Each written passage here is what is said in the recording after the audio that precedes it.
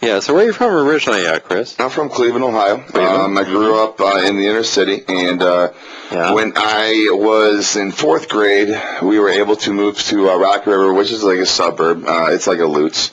Yeah, and the violence is really getting bad in Cleveland. A lot of drugs, a lot of gangs and whatnot. And my parents, finally said enough is enough.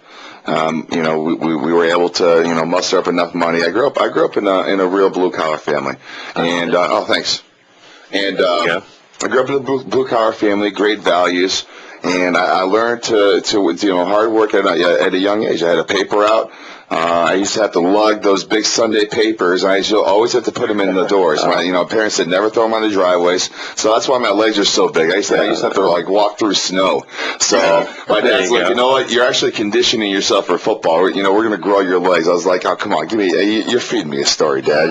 I know I have to go to work. So I worked there at a young age. I used to move furniture. I always stayed busy. I was always playing football. I was either at the YMCA all the time, and we love the YMCA here. That's one of the best places I think for children. You're not gonna get any cages and beat up people or anything like that. You know what?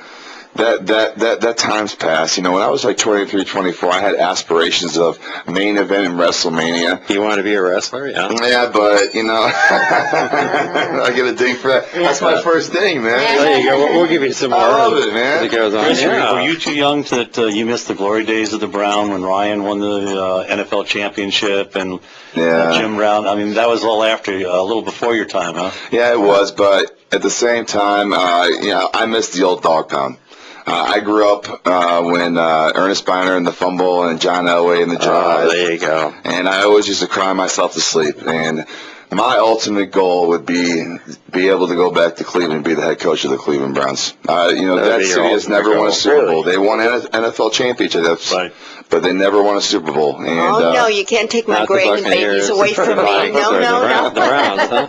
And I don't want to go live in Cleveland. It's too cold. You used to live in Akron, June. How close is Rocky River to Cleveland? It's about 15 minutes. Oh, wow. Yeah, I mean, it's just getting on the highway. It's Rocky River is a real quaint city. A lot of ranch houses, and a lot of good people. You ever go to the Houdini Museum up there? No, where's that at? I think that is in Cleveland. Is it really? Yeah, the ding for Houdini Museum. Ding, yes. The one for the station owner, Lola Jane. She's from suburban Cleveland. Oh, that's right. Lola O'Brien, the Irish Hawaiian. That's right. I'm sure she's glad to have you. We got a little bit of everything around here, don't we, right now? So yeah, you betcha. Are you doing a show anywhere? Yes, I just finished a show over at 1010 CBS Sports. I usually go on with J.P. Pearson, but I was actually on with Roxanne Wilder. I think you guys know her from Bright House Sports. Easy there, Tiger. Yeah, Roxanne. She does a nice Roxanne's show. a very... I love you, man. I was listening to your Roxanne's show. a very nice woman. We did a 3-hour show today, and it went smooth as cake. She's good. She's good on the air. Yeah, I'm getting a lot of criticism for my keep to lead comments. It seems like nowadays. What was that comment about? Really? You guys didn't hear about this? No, I didn't hear it. Well, I was criticizing the keep to lead for his rap sheet that he's accumulated over the time with the Bucks, and it deals with getting in fights and having a shootout in suburban Dallas. He must think he's a cowboy, right? Did you see those? Did you see the signs they had up in Cincinnati? Right? No, what's those? Steal us a win. Steal. Chris, as an NFL player, did you ever feel the need to carry a gun? No. I mean, do I have a gun in my house for protection? Of course I do. But I have a concealed weapons permit. I would never have a gun without a concealed weapons permit because that way you are properly taught how to handle a gun, keep it out of the way. I have children, so it's nowhere near where they can get it. Just learning the proper safety and having the respect for a firearm. But you're not taunted ever or anything by fans. I guess put another way, if you get in trouble, you're kind of putting yourself in a situation where you're going to find trouble, perhaps, as opposed to staying out of it as a player. I always walk away from a situation, and I never felt that I should ever, put hands on anybody because that's not how I was growing up. That's not how I was taught. I was always taught to turn the other cheek and walk away.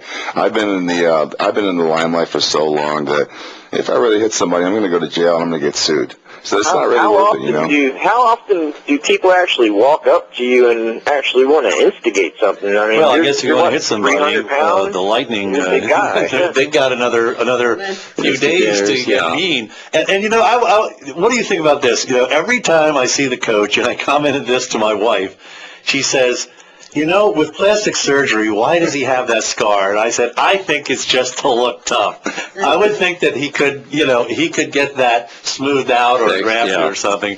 I think but it kind of reminds me of Rocky and Bullwinkle. Remember the guy? Who's the guy? The commander, he had this big scar and say, fearless leader. Fearless leader? Yeah, I think he's playing fearless leader for the Lightning. Leader, okay. Well, I think with Tampa Bay Lightning, you've got this coach, Guy there, and he has this skate scar. Apparently, he wears it as a badge of honor because he doesn't get it fixed. It's for effect, I believe. Yeah, I think he gets them fired up. Congratulations to the Lightning. They went down 3 games to 1, and then, That's what we love about sports. It isn't over. Talking to Dave Worth last week about how they'd probably be going out, and all of a sudden, boom, here comes the Lightning. I mean, hats off to Dwayne Rolson. I mean, the guy came back after. It's me, Robert. It's you, Robert. What was that guy's name again? Robert. What was it? Good enough. What was his name? Boris, I think something exciting's happening with the draft. There you go. Oh, that was his name there. Bulletin. What's going on in the draft, guys? That you were thinking of that name of that guy from Bullwinkle. Oh, okay. What was his name That's again? who it was, yeah. Boris, bad enough. Boris Bad Enough. Boris. No, Boris was the little guy, but the big right, guy the little guy. who had And the the scar on his top face, I think, was fearless leader. He had the big scar down the one side, and it just reminds me of the hockey coach. Yeah, you're right. So you were saying about the Lightning. Go ahead, Carl. Oh, yeah, I mean, hats off to Lightning. They were down, 3-1, guys? Right. Marty St. Louis just playing out of his mind. Dwayne Rolson, they had a shutout last night. I think he's second overall in comeback games.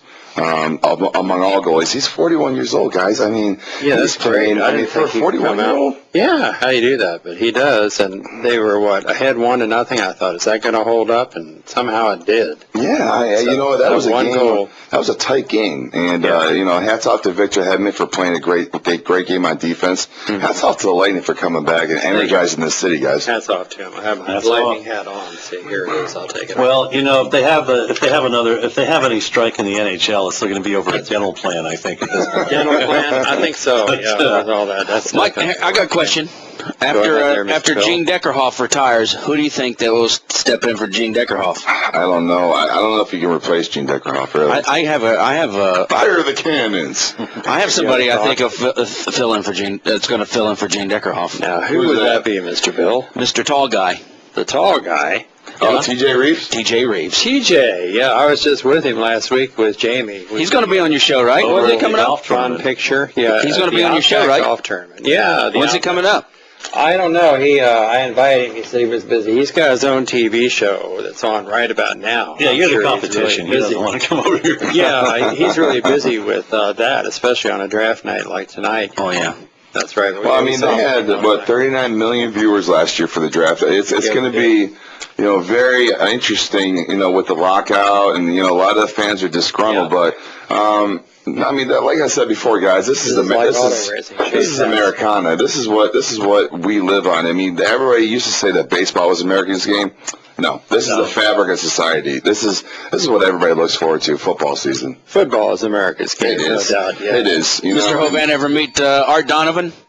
Yes, I have. Art Donovan, yeah, the former Colt. Is he still alive, Art Donovan? I believe so. Yeah, I he's, think so. he's hit 80, I think. Yeah, I met him. I met him when I was in college. There you go. His former teammate passed away, Floyd Coultrion, who Yeah, was I the read first that, one to yeah. catch a touchdown pass from Unitas. And his daughter lives in Clearwater. We'll have to get her on there, Judy Coultrion. Yeah. She does a lot of things with Scott Brantley when it comes to fishing. Do you know her? No, I know Scott Brantley, though, and Scott Brantley, yeah. I mean, he had so many surgeries, man, after he played. You talk about one tough guy, guys. Right. He had so many of them, I know. He had this skull fracture where he had a hole in his head and still kept playing. He's just amazing. He used to, He's like he ever ready. He used to host a sports with Frank Robertson on Sports Radio 820 The Team. Yeah? Did he Yeah, really? he did. Yeah, That's that was right. in 96. Where does he work for now? Scott Brantley. He's with the 1470? one of the radio So- networks. Yeah, ESPN? He was doing. No, I think it's. Is it 1010? I think so. I think he does the Bucks games when he comes up here. But During doesn't the he football do season. radio somewhere? I think he does radio somewhere down in the south, doesn't he, though? Like Yeah. southern Florida somewhere? Yeah, he does it. I think somewhere in Ocala. He does it for a How about radio station there. In I'm sure you've been a guest on the Sports Babe show, right? Yeah, I've been. Fabulous. Give us some old stories or some funny stories from when you were on the Before Sports he does Babe. that, I wanted to mention, Okay. speaking of Ocala, at the Villages here, there's a picture of the winning, Oh, you got a picture? the winning Pro Bowler. It was in their Oh, newspaper. there it is, Pro Yes. Bowler. And Rick is lurking in the Village's background son. there. Yes, and of all people, here I am sitting here watching the bowler front and center. You got some So you FaceTime. see- You look good. Great, thank you. Yeah. Yes, nice and fuzzy, yeah. And, you see, So what was my question see, I again? was doing my I was going work. to ask you something I about got dementia, football, right? What was it? Chris, is the other Chris still there? Yeah, I'm here. What was I going to ask Chris Hovan about something? Then Rick said, "Wait a minute." I just. I you just gotta was getting focus on Oh, the Sports Babe. the Sports Babe, Yeah, give us some funny moments of when you were on the Sports Babe show. Some great moments. A story. I actually went on there like 2 years ago, and they're actually really funny.